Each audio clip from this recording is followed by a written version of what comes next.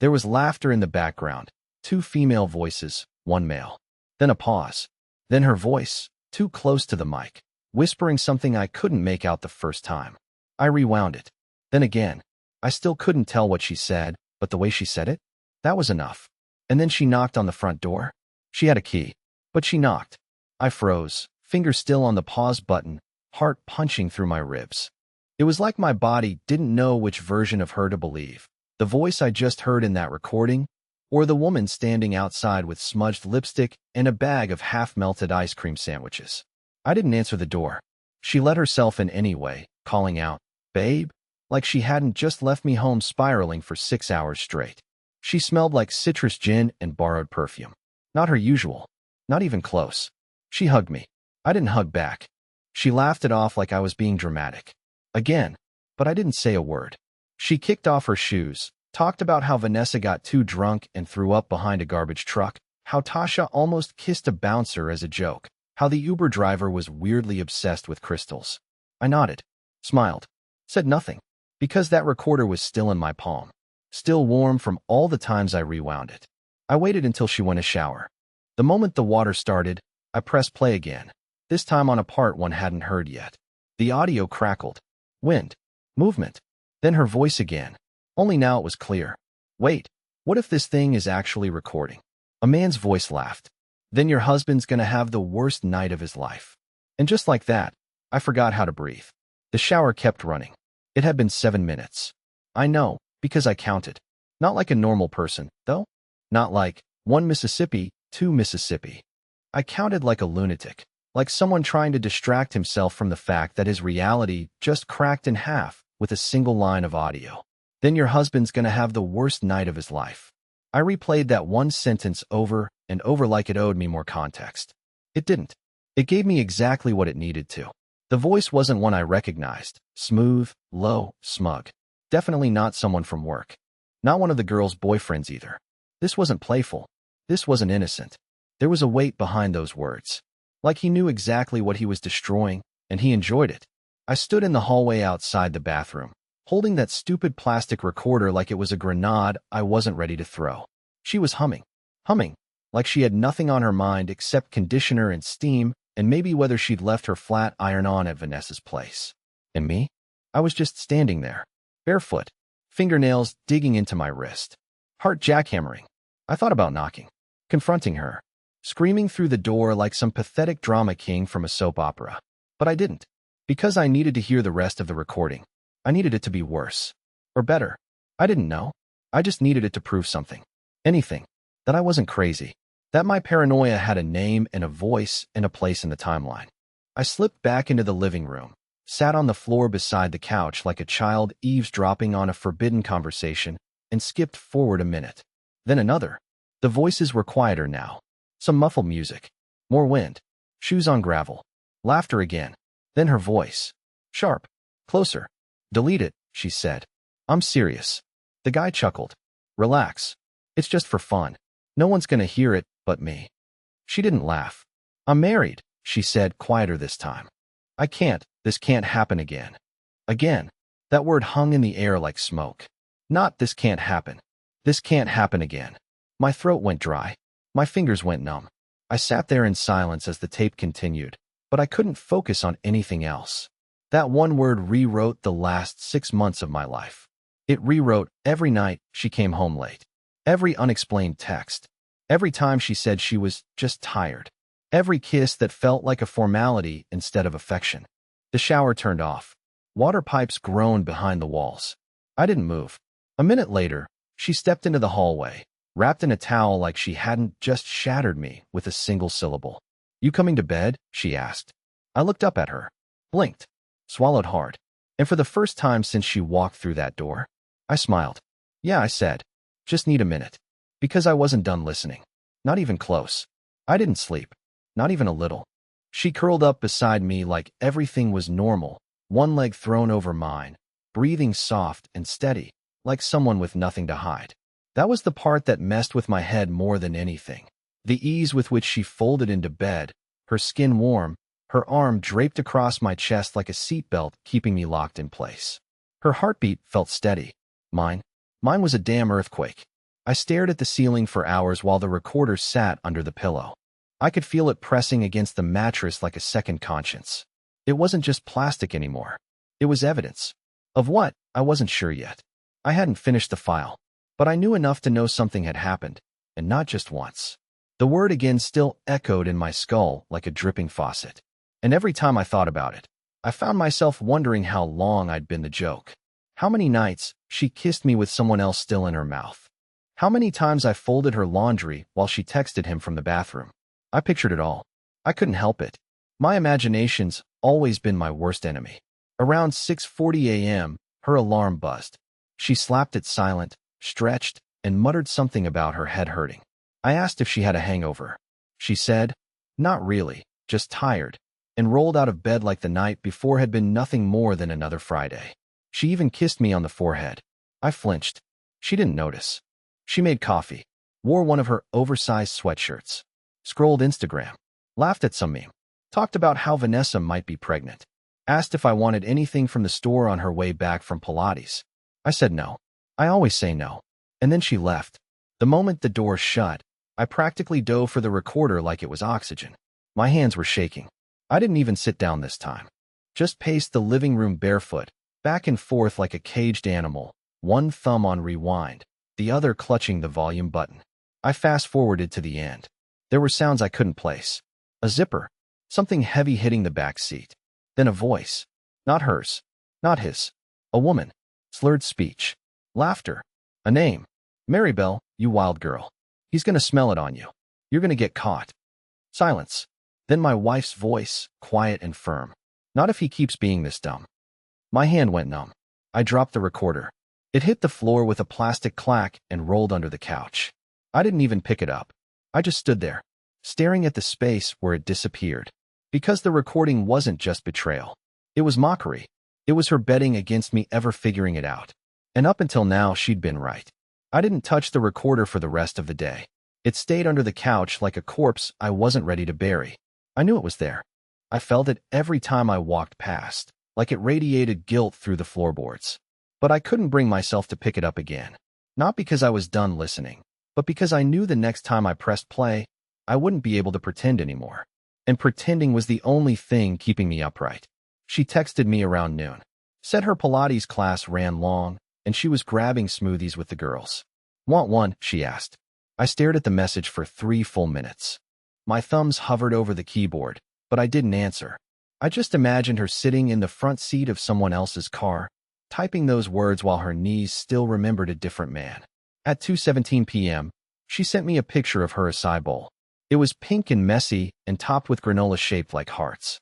"Treating myself, Purple Heart," the caption read. I felt sick. But here's the thing. I didn't scream. I didn't throw anything. I didn't even cry. I got up, walked into the hallway, and stared at our wedding photo. It hung slightly crooked. It always had, but I never fixed it. Said it gave the wall character. Now it just looked like a lie tilting toward the floor. I reached out, pressed my fingers against the frame, and tilted it straighter. Just enough. Then I stepped back. It didn't help. Her eyes in that photo used to look joyful. Now they looked smug. I stood there for I don't know how long. Long enough for the light in the hallway to shift. Long enough for her to come home. She waltzed in with a plastic bag and too much energy in her voice. "I got your favorite granola bars," she said like I was a dog waiting for a treat. "The ones with the peanut butter filling." I figured. I cut her off. "Where's your phone?" She blinked. Smiled. "Why?" "I need to check something." There was a pause. A sharp one. She hesitated, just for half a second. But I caught it. I felt it. "Battery's dead," she said, patting her pocket. Another lie. Her phone was never dead. Her phone was her. It was her mirror, her diary, her alibi, her shield. And she expected me to believe that she just let it die while out with her friends? "I'll plug it in for you," I offered, already stepping forward. She stepped back. That's when something shifted between us. A flicker in her eyes. A wrinkle in her mask. And suddenly, we weren't in our hallway anymore. We were in a courtroom neither of us had agreed to enter. "I'm gonna take a shower," she said quickly, brushing past me. "You're acting weird." I didn't stop her. I didn't speak. I waited until the door clicked shut again.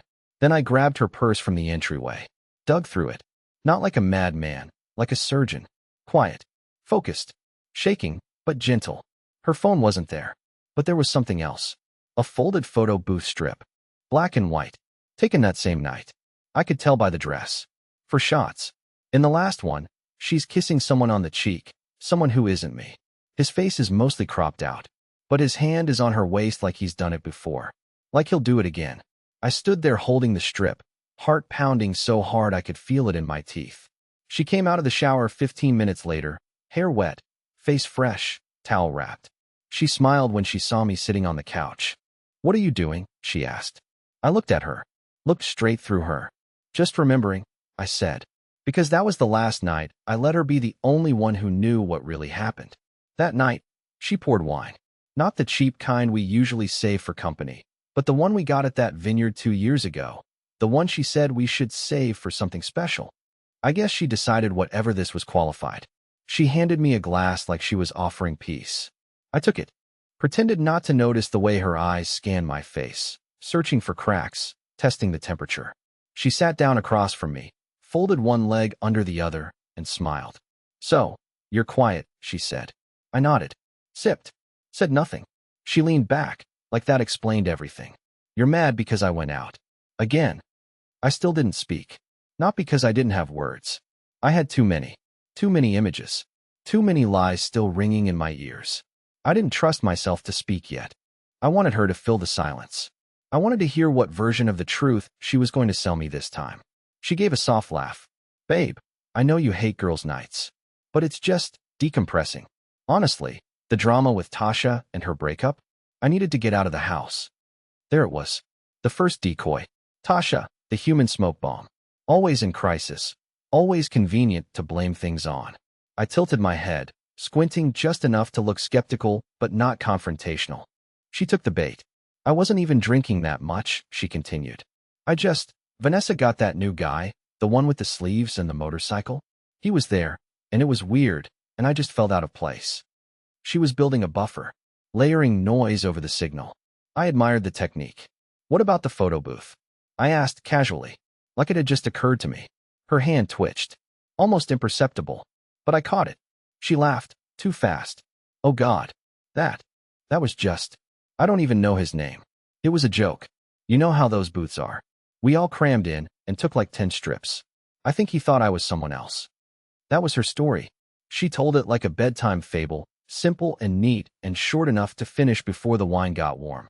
I watched her eyes the whole time. I saw the twitch, the flicker, the gap where the truth should have been. But I didn't interrupt her. I let her dig the hole a little deeper. When she finished, she took a long sip and waited for my verdict. I could see it, the flicker of uncertainty in her posture. The kind that comes when you've just spun a tale and you're not sure how much they already know. I stood up, walked to the sink, and dumped my wine down the drain. She flinched. "Wow, really?" "Yeah," I said, rinsing the glass. "Tastes off." She didn't say anything, just stared at the back of my head like she was waiting for me to explode, or break down, or beg for the truth. But I didn't give her that. Not anymore. I walked past her, gently dropped the photo strip on the coffee table, and said, "I think I know his name now." She didn't touch it, didn't even look down. I walked to the bedroom and shut the door behind me. Not hard, not loud, just enough. Because now she knew I knew, and I wanted her to wonder how much more was coming. She didn't come to bed that night. I waited, pretended to sleep, listened to the quiet shuffle of her pacing back and forth across the living room carpet like she was chasing her own tail. Then the sound of the fridge door opening, then closing, then silence. For a long time, I imagined her sitting on the edge of the couch, staring at that little photo strip on the table like it was a live wire. I pictured her eyes flicking from my handwriting on the back, because yes, I had written something, to the man in the picture. Half his face, his hand, her smile. She had to be doing the math. Not just about who he was, but about how I found it. About how long I'd known. About whether this was a one-time thing I'd just stumbled into, or whether I'd been watching the whole time. And that's what I wanted. I didn't need revenge. I didn't want screaming. I wanted doubt. I wanted her to sit in the same stew of uncertainty I'd been living in for months. I wanted her to start questioning what parts of her life were still hers, and which ones I'd already cracked open without her knowing. The next morning, she made breakfast. Eggs, toast, orange juice. The whole overly cheerful sitcom spread. I came into the kitchen to the smell of burnt crust and artificial sunshine. Morning, she said like it meant something. I thought we could eat together. I didn't sit. I just leaned against the counter, arms crossed, watching her pour coffee into a mug with the words, "Best wife ever," in faded gold letters. "How'd you sleep?" she asked. I shrugged. Didn't. She hesitated. Me neither. We stood in silence for a few beats. The only sound was the ticking clock on the wall and the faint sound of the neighbor's sprinkler system whirring to life outside. Then she broke. "I feel like you're pulling away," she said. I almost laughed. Pulling away. That's what she called it. Like I was drifting, floating off towards some emotional iceberg while she stood helplessly on the deck. Like she hadn't been cutting the ropes for months. "I'm just processing," I replied, careful not to sound angry. That was key. If I was angry, she could paint me as irrational. If I was calm, I became the problem she couldn't solve. She nodded too quickly. "I get it. I do. And if something's wrong, if you feel like I haven't been honest, I want to talk about it." I stared at her for a long time. Let the silence stretch until she squirmed under it. Then I asked, "Is there anything you want to tell me?" That hit harder than yelling ever could. Her pupils dilated. Her fingers tightened around the coffee mug. She blinked 3 times in quick succession and said the worst thing a liar can say when cornered. "About what?"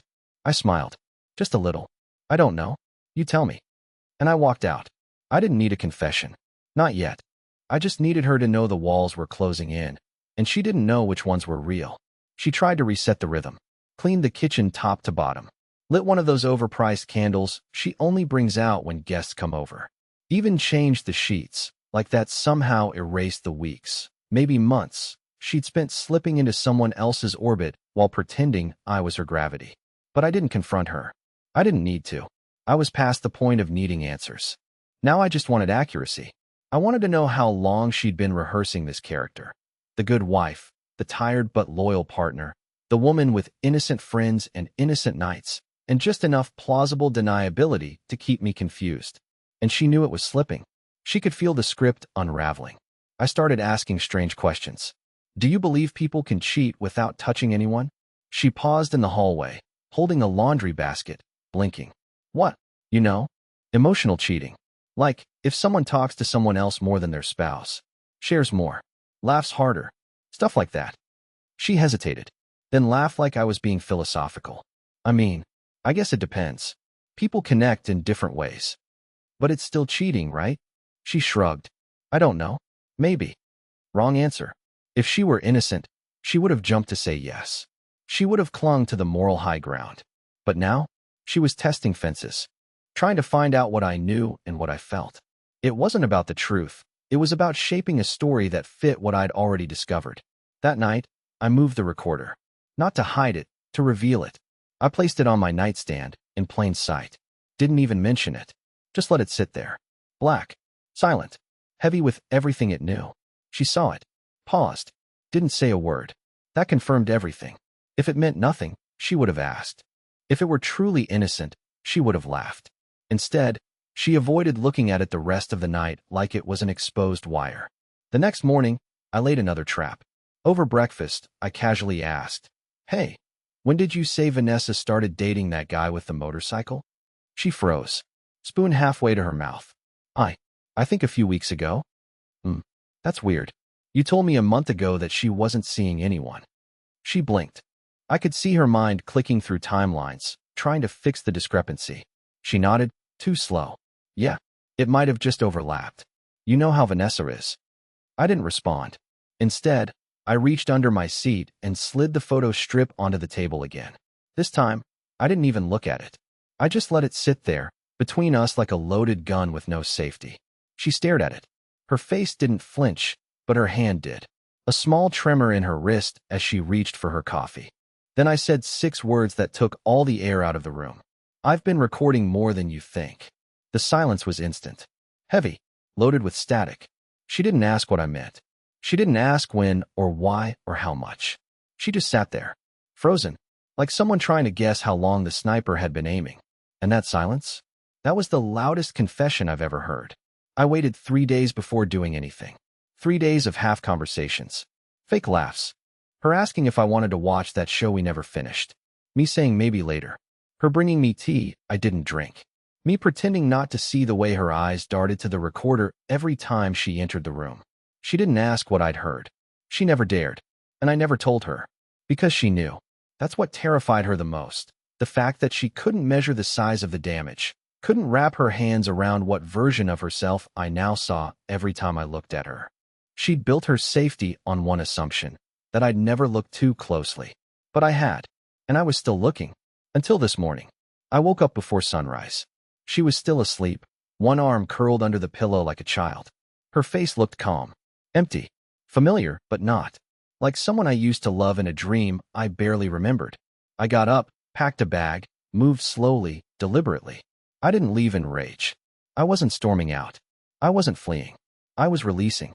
I left her a note on the kitchen table. Not dramatic, not cruel.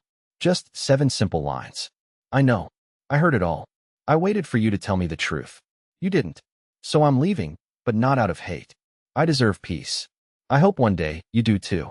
Then I walked out the door. Quietly. Without looking back. And as the sun rose behind me, I didn't feel broken. I felt free. Free from the gaslighting. Free from the overthinking. Free from pretending I was crazy just because she couldn't admit she was careless. Free from wondering if I was enough. I turned my phone off, rolled down the window, and drove with no destination. Just air. Just silence. Just the feeling of space I hadn't had in years. And in that silence, I smiled. Really smiled. For the first time in a long, long time. Because this wasn't the story of a man who got destroyed by betrayal. This was the story of a man who finally chose himself.